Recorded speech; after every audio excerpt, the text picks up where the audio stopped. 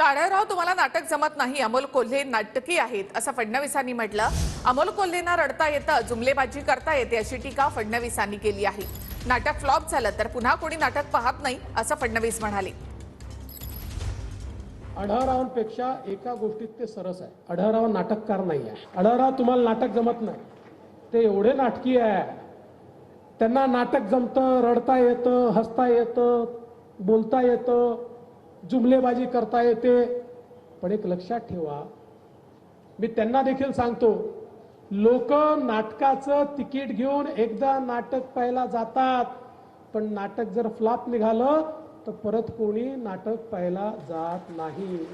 इतके हुशार या मतदारसंघातले लोक आहे, शिव्या बिव्या देत नाही, स्वागत करतात, सत्कार करतात, हार घालतात। समोरच्याला वाटतं वा वा वा वा काय माझं स्वागत झालं, आणि मग विचारतात 5 वर्ष कुठे होते सांगा।